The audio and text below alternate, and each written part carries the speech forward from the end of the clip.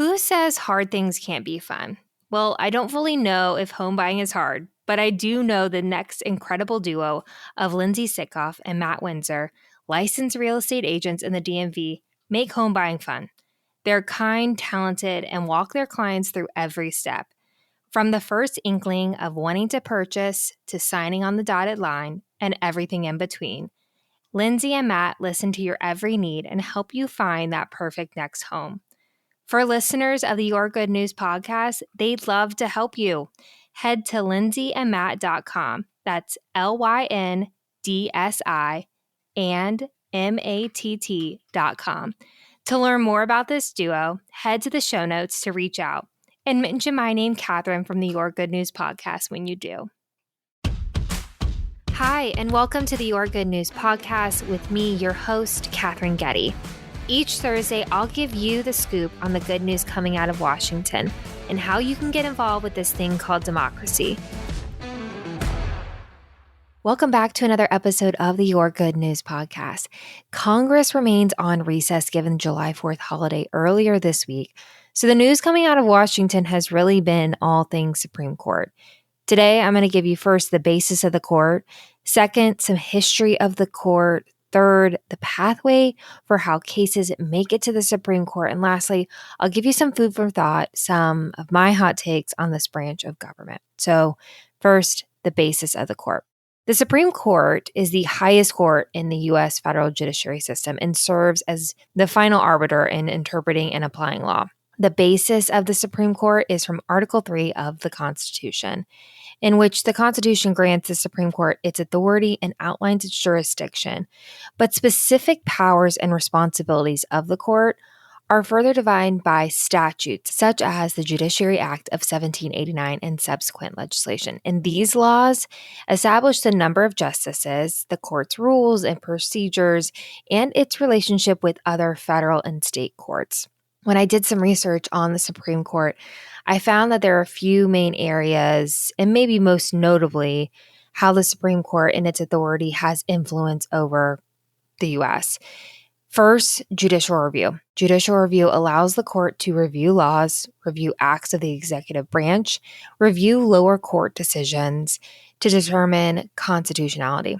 This power was established by the landmark case Marbury versus Madison. I feel like we've heard this maybe in civics class when we were growing up, but at that time, that decision, Marbury versus Madison, Chief Justice John Marshall declared that it is the duty of the court to interpret the Constitution and strike down laws that conflict with the Constitution. Another feature of kind of where their power lies is that the Supreme Court derives its authority from the principle of stare decisis, in which it means to stand by things decided. Stare decisis is the doctrine that courts should generally adhere to precedent, to follow prior decisions when deciding cases. And this principle provides stability, consistency, and predictability in the law.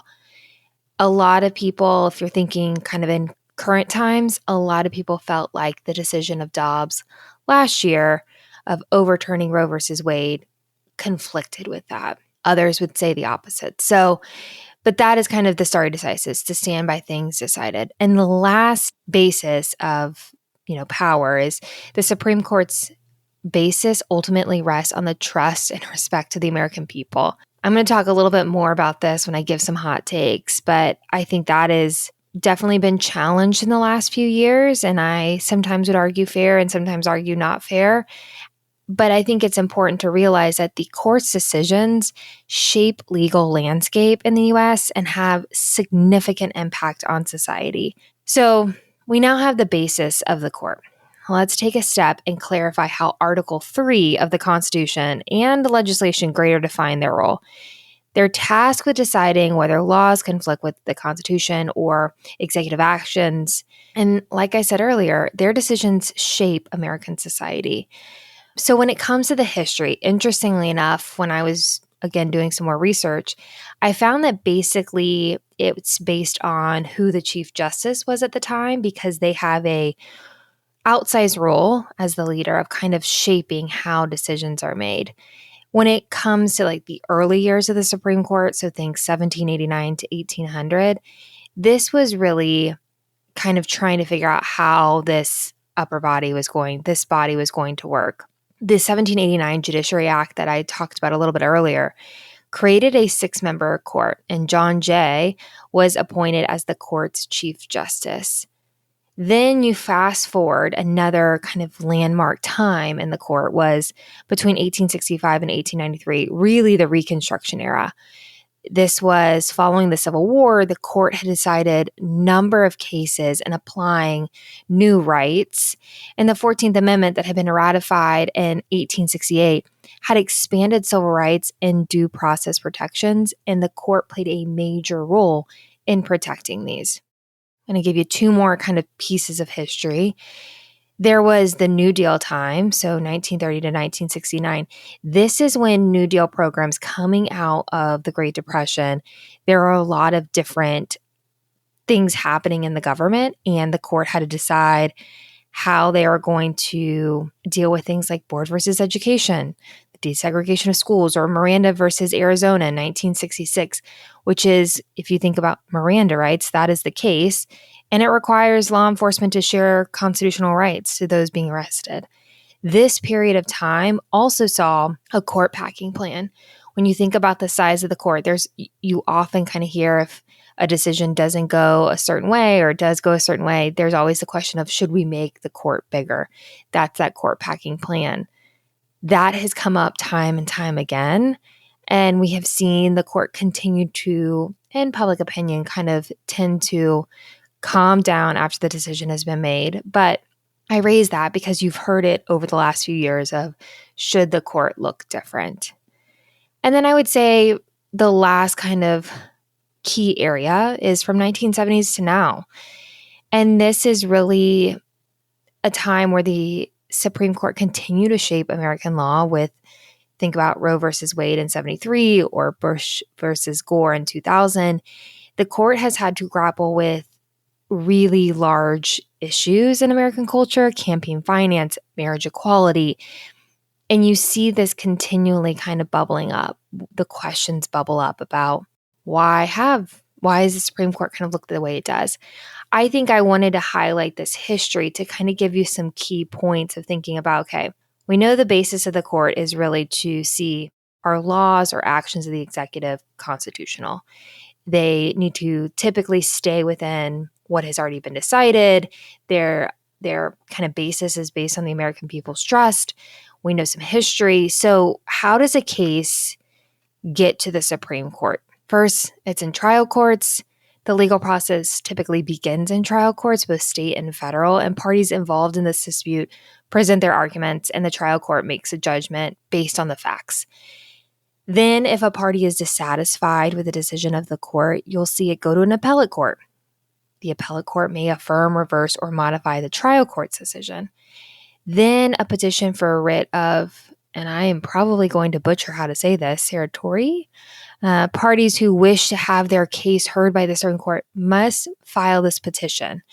And the petition is basically a formal request to the Supreme Court to review a lower court's decision. Remembering, Supreme Court is the final arbiter.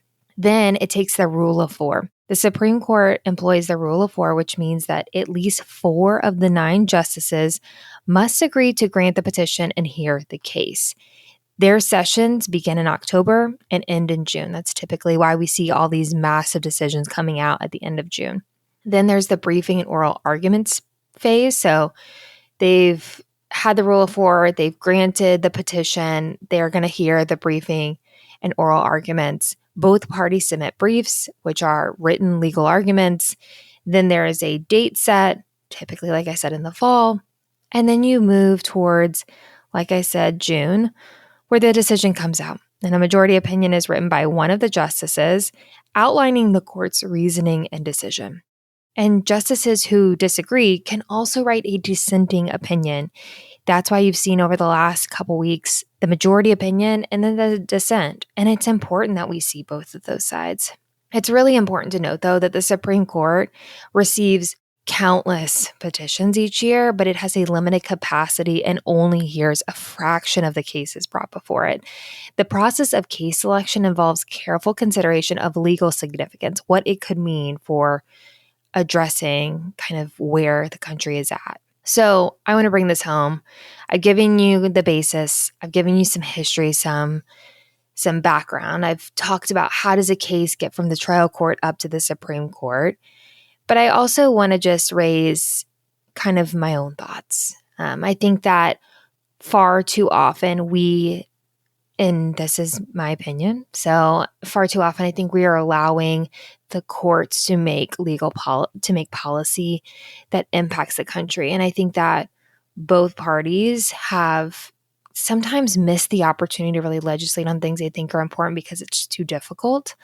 And I think that we cannot become reliant upon the courts fixing everything. Our power is in electing members of Congress who believe in what we believe in, will work across the aisle, will take our country forward. And we cannot allow it to become a country that waits for the Supreme Court to say everything. Now, is the Supreme Court really important in protecting our rights and freedoms? Absolutely. But we also need to have a legislative branch that is robust, that is doing things, because parties have had control of the House, the Senate, and the presidency and have not done massive things and then said, well, next time you put us in power, we're going to do it. We need to start seeing action. And so, there's going to be a lot of noise about the Supreme Court. Allowing the noise, understanding the basis of the court, understanding the history, understanding how it gets there, understanding that it's only a fraction of the cases that actually get there, and knowing that our way of action is voting for people who will make better laws that don't have to get decided by the Supreme Court.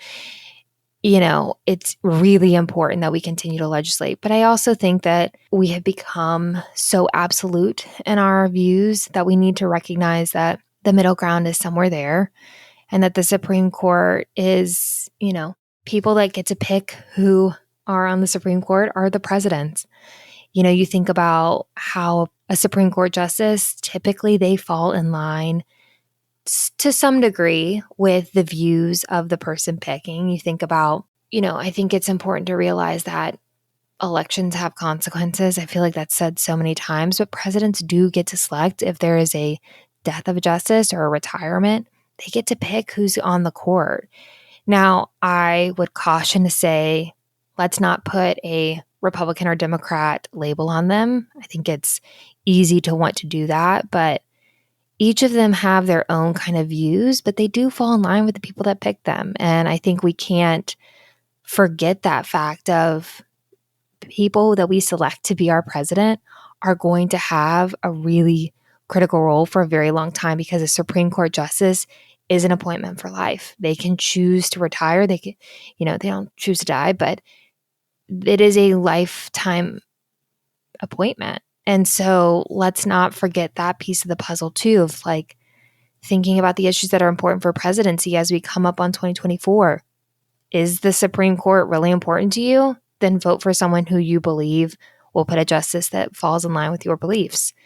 And I hope that this episode kind of pulls the curtain a little bit back, gives you some power in understanding what is actually the Supreme Court, why do we have it, what is the history of it, and how can we continue to engage with this constitutional republic that we have in a really great way. And that is it for this week's episode. Thank you so much for joining along. I hope this little primer on the Supreme Court and some of my thoughts about the Supreme Court have been interesting.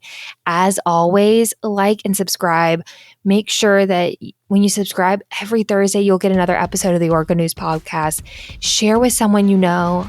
Find me on Instagram at Katherine Getty. And as always, tune in next week to another episode of the Your Good News podcast.